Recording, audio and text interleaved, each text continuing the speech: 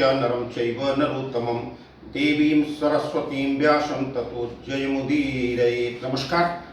कल 26 अगस्त से श्री सनातन धर्म लक्ष्मीनारायण बिरला मंदिर में भव्य श्रीमद् भागवत सप्ताह का आयोजन हो रहा है।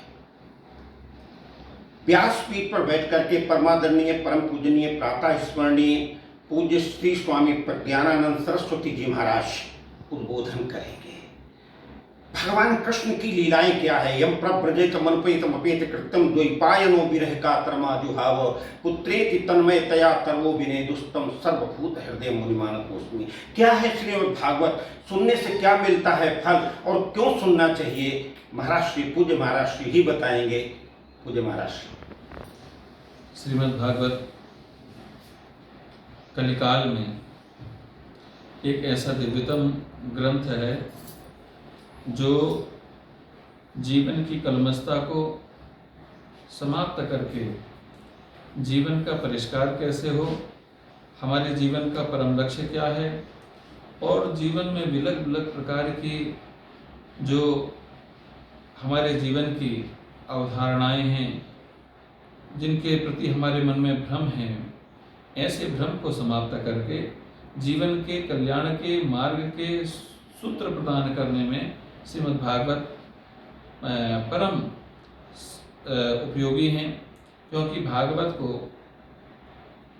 श्रीमद् भागवत महापुराण कहा गया है और है तो पुरानी। उसी तरह से जिस तरह से भागीरथी गंगा अत्यंत प्राचीन है, लेकिन उसमें जाकर के जब स्नान करते हैं तो जल जितने बार हम स्नान करेंगे उतने ही बार नवनूतन जल की प्राप्ति होती है।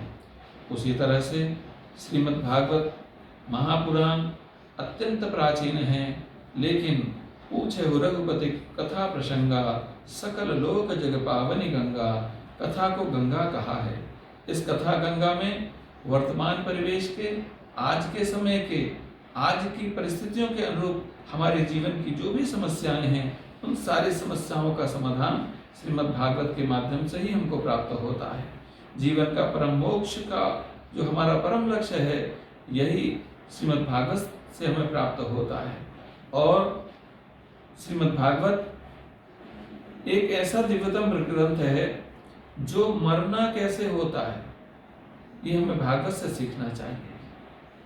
श्रीमद् भगवद गीता हमें जागना सिखाती है और श्री रामचरितमानस हमें जीना सिखाती है। ये जो हमारे धर्म ग्रंथ हैं, ये तमाम धर्म ग्रंथ हमारे जीवन के प्रत्येक समय में, जीवन की प्रत्येक घटनाओं को एक ऐसा स्वरूप प्रदान करने के लिए कि जो हमें कल्याण का मार्ग भी दे दें, जीवन का श्रेय का मार्ग भी दे दें और परम गति की प्राप्ति हमको हो सके।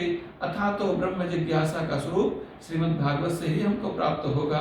आइए हम सब भागवत की शरण में रह करके अपने जीवन का कल्याण करें।